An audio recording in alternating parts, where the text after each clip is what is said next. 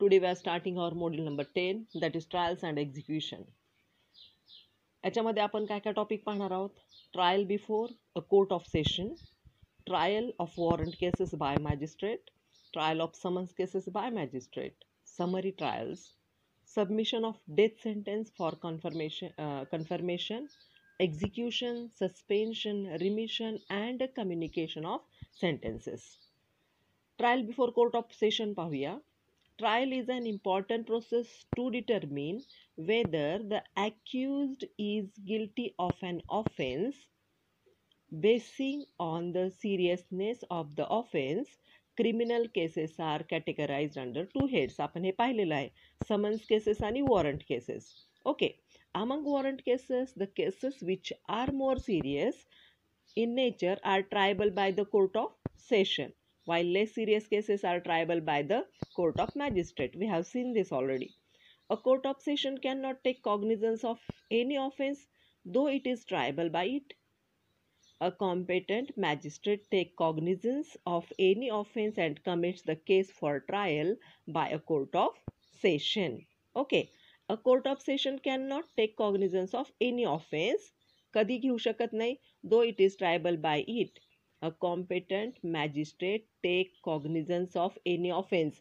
जर आधीच्या concept clear झाल्या असतील तर आठवत असेल की सर्वात आधी कुणाकडे केस जाते, कोणाकडे कंप्लेंट जाते? मॅजिस्ट्रेटकडे. मॅजिस्ट्रेट त्याची दखल घेतो आणि त्याच्यानंतर त्या केसेस कुणाकडे पाठवायच्या त्या ठरवल्या जातात. Okay, trial of criminal cases may be explain with reference to the following heads. कसं काय केले जातात पहा क्रिमिनल केसेस?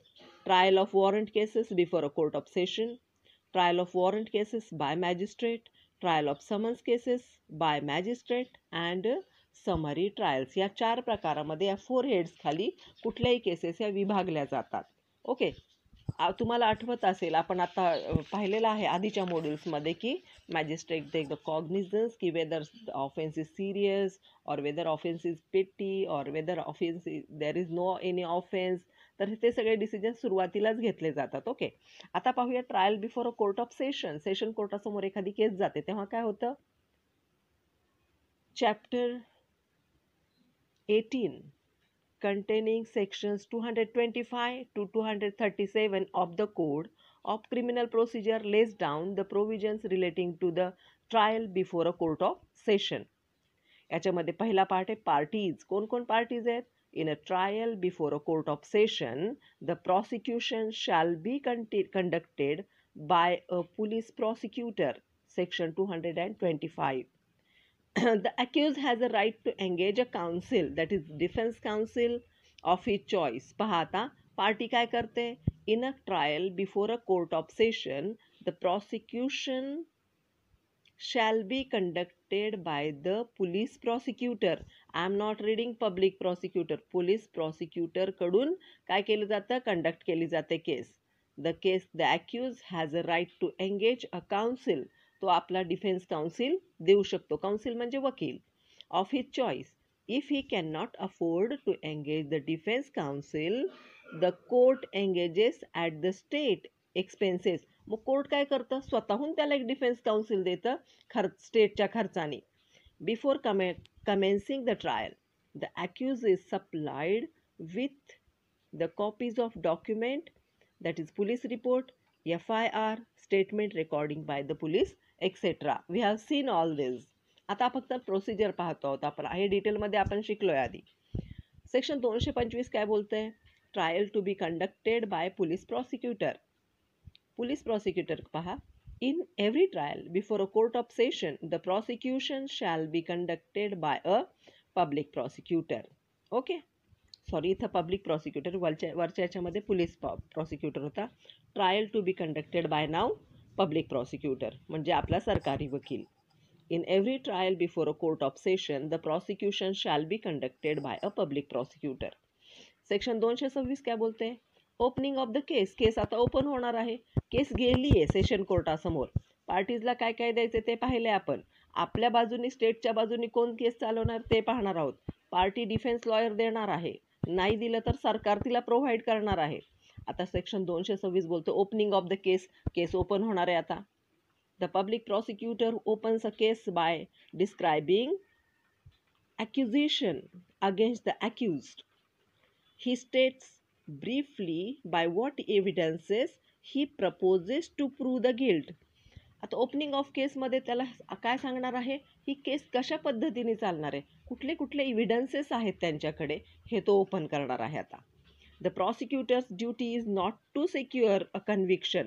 तो त्या शिक्षा देण्याचं काम नाही आहे त्याचं, but simply to lay the facts of the case before the tribunal which is to जज. ओके, तो फक्त काय करणार आहे, केस मांडणार आहे. तो शिक्षा वगैरेचा असं त्याचा विचार लगेच नाही केला जात. सेक्शन 227 मध्ये काय सांगितलंय, डिस्चार्ज ऑफ द अक्युज्ड. सुरुवातीलाच काही सिद्धच झालं नाही तर लगेच discharge. After hearing from both the parties, prosecution and defense, if the court considers that there is no sufficient ground to proceed against the accused, discharges him and records the reasons for doing so. त्याचं discharge होतं आणि का discharge झालं त्याचे reasons record केले जातात. There is scope for examination. There is scope for examination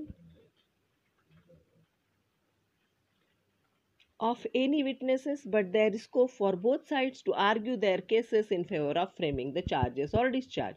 एक तर चार्ज फ्रेम केलं जाईल किंवा डिस्चार्ज केलं जाईल. काही सिद्ध होत नाही तर डिस्चार्ज होणार केस.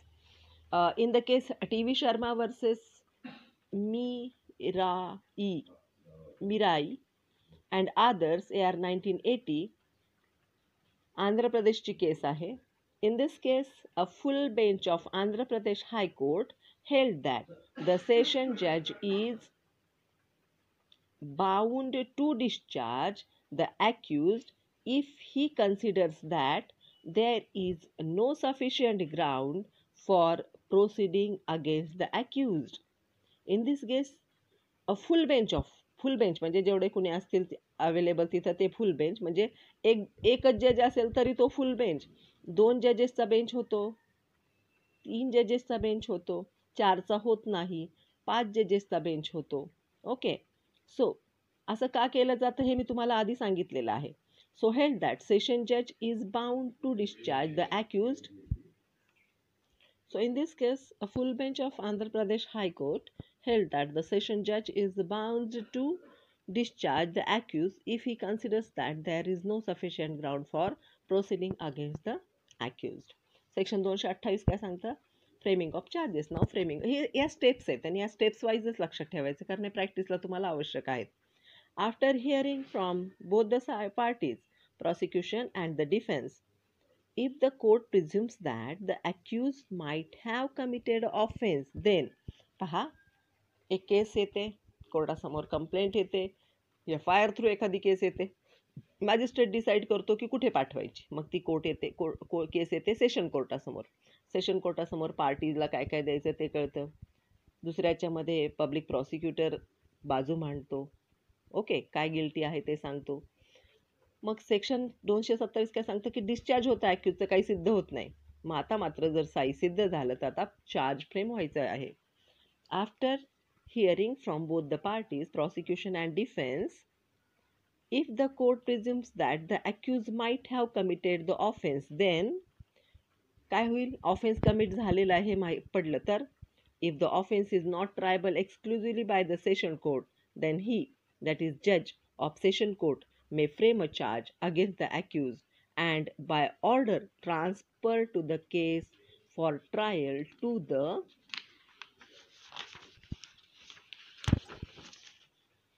chief judicial magistrate or any other magistrate of the first class.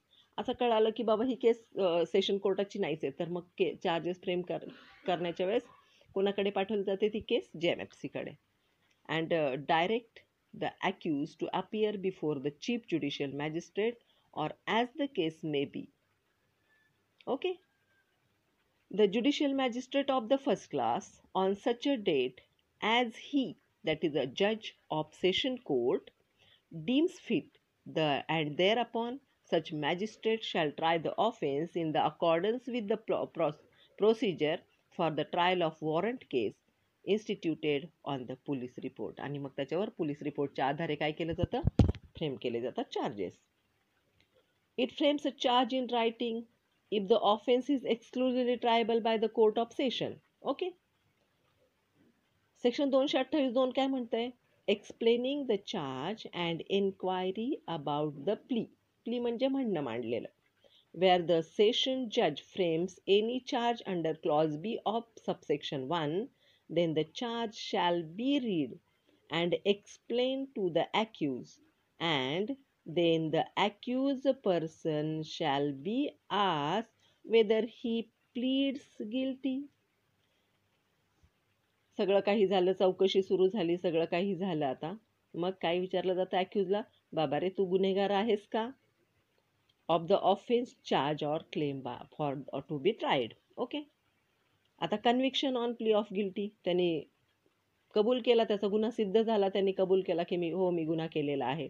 Then 229 म्हणतं, if the accused person pleads guilty then the जज of session court shall record the plea and then he may in the direction convict accused thereon. आणि मग त्याला conviction लागतं, मग त्याला शिक्षा होते. आता date of for prosecution evidence, त्यांनी गुन्हा कबूल केला तरी सुद्धा ते सिद्ध करायचंच असतं. सो इफ द अॅक्यूज रेफ्युजेस, त्यांनी गुन्हा सिद्ध केला, त्याला कन्व्हिक्शन लागलं. पण जर समजा तो म्हणाला की मी गुन्हेगार नाही आहे, मी गुन्हा केलेलाच नाही आहे, मग अशा वेळेस काय केलं जाईल, ते कसं सिद्ध करायचं आहे ते पाहूया. Date for prosecution evidence, if the accused refuses to plead or does not plead guilty or claims to be tried or it does not convicted under section 299, although he pleads guilty, then the judge of session court shall fix the date for examination of witnesses. त्याने सांगितलं की मी गुन्हा केलेलाच नाहीये, त्याच्या माझ्यावर आरोप सिद्धच होत नाहीये, मग त्याचे विटनेसेसचं काय केलं जाईल, एक्झामिनेशन केलं जाईल. And may on the application of the prosecution issue any process for compelling the attendance of any witness or the production of any document or anything. Okay. Section 231 काय सांगताय? Evidence for prosecution. आता प्रॉसिक्युशनकडे evidences आहेत. On the date so fix the जज shall proceed to take all such evidences as may be produce in support of the prosecution. प्रॉसिक्युशनला support करण्यासाठी जे त्यांच्याकडे पुरावे ते सगळे काय केले जातात, समोर मांडले जातात. द जज may in this direction permit the cross examination of any witnesses to be deferred until any shall witness, any other witness or witnesses have been examined or recall any witness for further cross examination. पहा, examination करताना काय केलं जातं? The जज may in his discretion permit the cross examination. तो स्वतःची discretionary power आहे जजची, ती तो क्रॉस एक्झामिनेशनला अलाउड करतो समोरच्या पार्टीला, त्या विटनेसेसचा. मग काय होतं 232 खाली, acquittal of the accused if after taking the evidence for the prosecution examining the accused person and hearing both the prosecution and the defense on the point, if the judge considers that there is no evidence that the accused committed the offense, then judge shall order the acquittal. सिद्ध झालं की जे आरोपीने तर गुन्हा केलेलाच नाही, तर त्याचं काय होईल, ॲक्विटल होईल, त्याला कन्व्हिक्शन होणार नाही. इथं नॅचरल जस्टिस प्रिन्सिपल वापरलं जातं, दोन्ही बाजू ऐकून घेतलं जातात. ओके. देन सेक्शन 233 बोलतंय एंटरिंग अपॉन डिफेन्स. आता if the accuse is not acquitted, पहा एक एक स्टेप आहे. आधी काय होतं, एक केस जाते, केस पाठवली आधी सुरुवातीच्याच पहिल्या स्टेजला डिस्चार्ज, सगळं काहीच सिद्ध नाही होत. मग केस सेशन कोर्टासमोर जाते, तिथं पुन्हा एकदा डिस्चार्ज होण्याचे चान्सेस आहे. मग पुन्हा ॲक्विटल. हे काय लक्षात, कुठे कुठे डिस्चार्ज होते, कुठे कुठे ॲक्विटल होते ते पाहूया. 232 मध्ये पण काय होते, ॲक्विटल. पण ॲक्विटल नाही झालं तर मग एंटरिंग अपॉन डिफेन्स. आता डिफेन्स एंटर करेल. Okay. If the accused is not acquitted, he shall be called upon to enter on his defense. The court may summon or examine at any stage any person as a court witnesses. Okay, court कुणालाही witness म्हणून बोलवू शकतो. Where the accused person is not acquitted under section 232, then he shall be called upon to enter his defense and adduce his any evidence which he may have support thereof. तो कुठलाही evidence सादर करू शकतो. If the accused puts in any written statement, then the judge shall file it with the record. Judge काय करेल? File करणार. तो जे काही evidences बोलतो ते रेकॉर्ड केले जातात. If the accused applies for the issue of any process for compelling the attendance of any witnesses or the production of any document or thing, then the judge shall issue such a process unless he considers for reasons to be recorded that such a application should be refused on the ground that is made for the purpose of. So if the accused puts in any written statement, there is an accused ने एखादं written statement दिलं, the judge shall file in the record. Okay. If the accused applies for the issue of any process of compelling the attendance of any witnesses, accused पण हक्क आहे की तो एखाद्या विटनेसला बोलावू शकतो. म्हणजे तो अर्ज देतो कोर्टाकडे आणि एखाद्या विटनेस त्याला हवा असं सांगतो. Or the production of any document or thing, then the judge shall issue such a process unless he considers for reason to be recorded. तो एक रिझन द्यावं लागतं. प्रत्येक गोष्टी कोर्टामध्ये कसं आहे, तुम्ही छोटी गोष्ट केली तर त्याच्या मागची कारणं तुम्हाला द्यावी लागतात. तुम्ही तिथं मनचा कुठलाही कारभार करू शकत नाही. So here now section 234 arguments from both the sides. आता आर्ग्युमेंट सुरू होतील.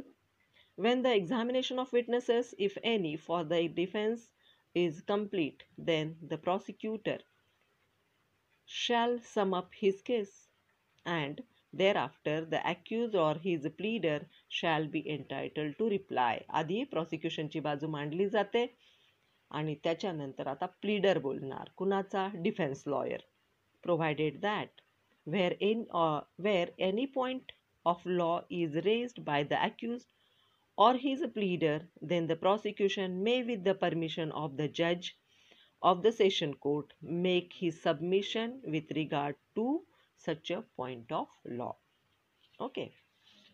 So here section 235 काय बोलते? Judgment of either acquittal or conviction. आता judgment ची stage आली. After hearing arguments from both the sides, the court delivers judgment of acquittal or conviction. After hearing arguments and point of law, if any, the judge shall give a judgment in the case. आता judge काय करणार? Judgment देणार या केसमध्ये.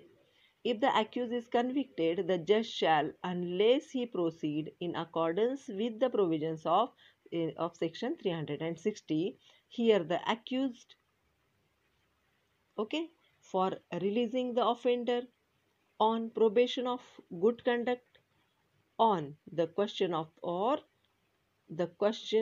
of sentence, and then pass sentence on him according to the law.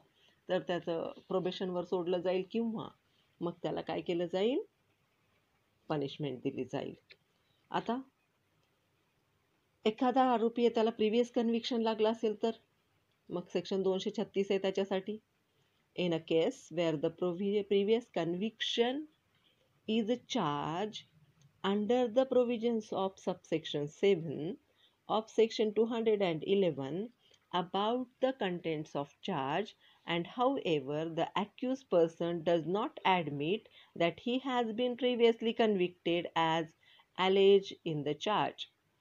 आरोपीने सांगितलंच नाही की त्याला आधी कन्व्हिक्शन लागलेलं आहे. Then the judge may, after he has convicted the said accused under section 229 upon the plea of guilty, or under section 235, that is after trial upon proof of guilt, take evidence in the respect of alleged provisions, म्हणजे सांगितलेल्या provisions, conviction, and shall then record a finding thereon. Okay, record केलं हे केलं की provided that no such charge shall be read out by the judge